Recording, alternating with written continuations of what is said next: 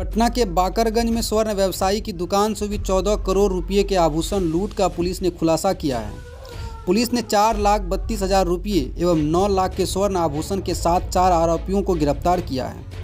एक अपराधी लूट के घटना के दिन ही गांधी मैदान थाना अंतर्गत गिरफ्तार कर लिया गया था। कुल 5 गिरफ्तारी हो चुकी है। इन आरोपियों से अन्य भी मामले के खुलासा होने की संभावना है। वहीं 6.5 किलो सोना को बरामद किया गया है। अपराधी अपराध करने के क्रम में मोटरसाइकिल का इस्तेमाल तो करते थे, लेकिन लूट के आभूषण को एक राज्य से दूसरे राज्य भेजने के लिए भारत सरकार का लेबल लगाकर फॉर्च्यूनर गाड़ी का इस्तेमाल करते थे। अपराधी 1 महीने पहले से ही अपराध की घटना को अंजाम देने के लिए रेकी कर चुके थे और कुछ वैसे इशारों का भी उन्होंने इस्तेमाल लूट के क्रम में किया है, जो पहले से निर्धारित थी।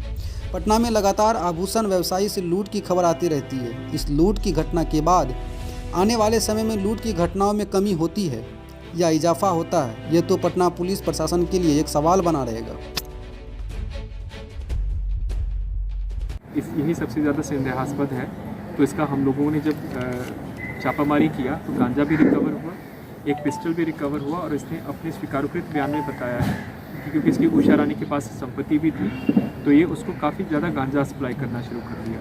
और प्रथम दृष्टया उसकी जो मृत्यु हुई, जो गांजा ओवरडोज, ड्रग ओवरडोज हो गई उसको, उसने ज़्यादा गांजा उसको दिया। फिर एकदम जब बेहोश हो गया तो इसने उसका जितना भी कैश और ज्वेलरी वगैरह पड़ा हो उसको ले लिया, बाहर से दरवाज़ा बंद कर दिया, किसी को सूचना नहीं दी ताकि किसी को सूचना नहीं हो, फिर वहाँ से फरार हो गया।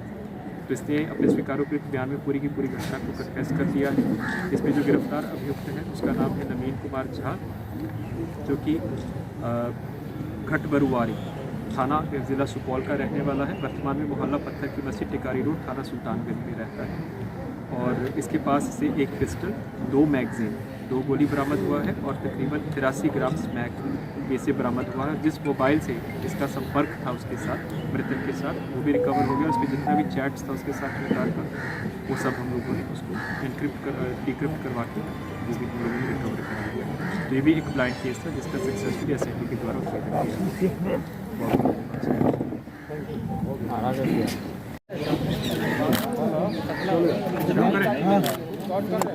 आज 2 इम्पॉर्टेंट केसेस का पीसी है।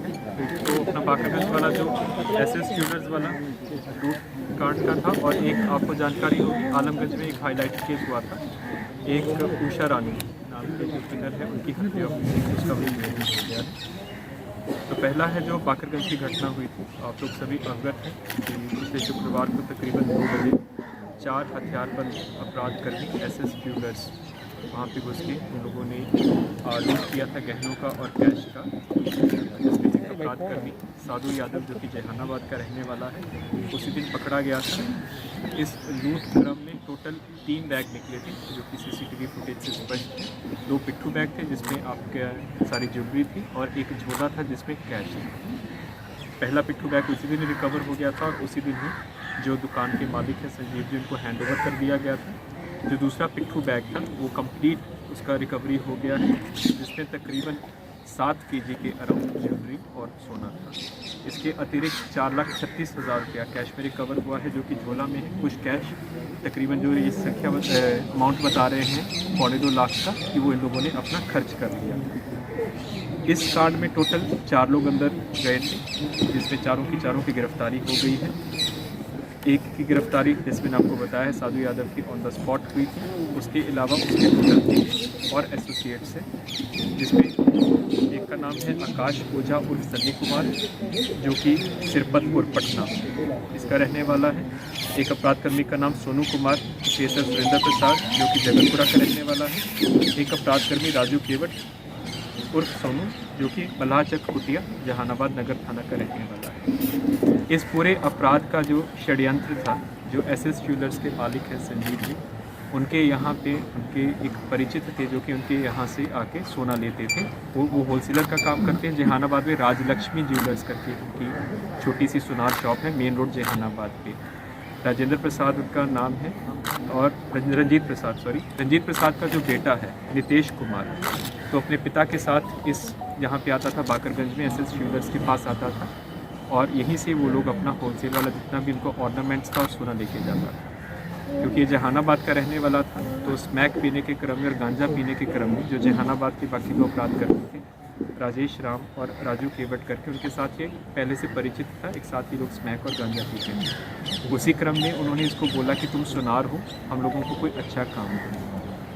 इसी में ही इसने फिर लाइनिंग किया, क्योंकि ऐसे स्टूडेंट जिसके पिताजी का आना जाना था, हमेशा वो जो भी कंसिडर की अपना ज्वेलरी रेटेड थी, वो इनफैक्ट एक एक चीज़ का मिलान सेटिस्फाइड अपना स्टॉक फिल करवा रहे हैं।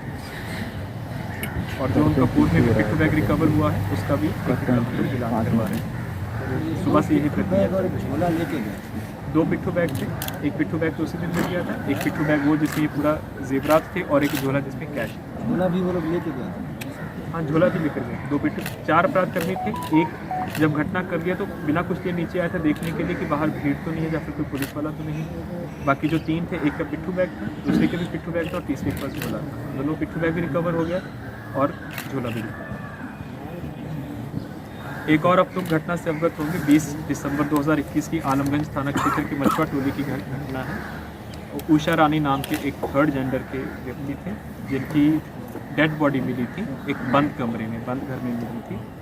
और इसमें काफ़ी मशक्क़त भी लगी थी, बिकॉज उन्होंने अज्ञात के ऊपर केस किया था। हालांकि जो इसके जो गुरुजी हैं गीता रानी, जिन्होंने एफआईआर कराया था, 2 लोगों के ऊपर संदेह व्यक्त किया था। लेकिन इस कांड में भी हम लोगों के पास कोई लीड नहीं था। इस कांड के उद्भेदन के लिए एसपी पश्चिमी, उनके नेतृत्व में एसआईटी बना था, जिसमें एसआईयू भी था और हम लोगों का सीसीटीवी टीम भी था, और स्थानीय थाना प्रभारी और एसडीपीओ साहब भी थे। इसमें भी सारा जो उद्भेदन हुआ है तकनीकी साक्ष्य के आधार पर हुआ है। पहले इसमें ये चर्चा थी कि उसको गोली मार के मारा गया है, क्योंकि जो शव था तकरीबन 1 या 2 दिन पुराना था। लेकिन जब पोस्टमार्टम रिपोर्ट आ गया तो उसमें गोली लगने का कोई वो नहीं था। उसके बाद हम लोगों ने अपना जब अनुसंधान प्रारंभ किया तो उसके जहाँ पे आना जाना किसका, इसी दौरान एक चीज़ पता चली कि पहले भी एक 3rd जेंडर के व्यक्ति थे, जिसके साथ जो अभियुक्त है, जिसका नाम नवीन कुमार झा है, जो कि मूल रूप से सुपौल जिला का रहने वाला है। वो 14 साल से पटना में रह रहा है, ग्रेजुएट है, स्नातक है, लेकिन कोई काम नहीं करता। तो इसका जो किन्नर समाज के कुछ लोगों के साथ संपर्क था, अंतरंग संबंध भी था, और उनके साथ जो वो पैसा कमाते थे उसी से ही वो अपना जीवन यापन करता था। इसी के बाद जिसके साथ इसका पूर्व में संबंध था, उससे अनबन होगी तो इसका जो आय का स्रोत है वो खत्म हो गया। इसी बीच इसमें पता चला कि जो उषा रानी है, इसके पास ठीक ठाक पैसा भी है, संपत्ति भी है, तो इसके साथ इसे नज़दीकी बढ़ाना शुरू किया। जब नज़दीकी और बढ़ गई तो एक गांजा और स्मैक का काम भी करता था, फिर ड्रग भी सप्लाई करना शुरू करता था। और जो हम लोगों का पोस्टमार्टम रिपोर्ट किया, क्योंकि इसमें किसी प्रकार का कोई बाह्य जख्म नहीं था, वो नहीं था। तो जब हम लोगों ने अनुसंधान किया तकनीकी रूप से कि उसके पास प्रत्येक दिन कौन आ रहा है, कौन जा रहा है, किससे बात हो रही है, लंबी लंबी बात किससे हो रही है, उसमें इस व्यक्ति का पता चला कि इसके साथ बहुत बात हो रही है। जब हमने इस व्यक्ति का मूवमेंट्स ट्रेस किया तो पता चला कि प्रत्येक दिन रात को आता है, भर रात रहता है और अर्ली मॉर्निंग निकल जाता है। इसके बाद हम लोगों ने इसको सर्विलांस पे लिया। अब हर खबर पर होगी हमारी नजर, पल पल बदलती देश और दुनिया की हर खबर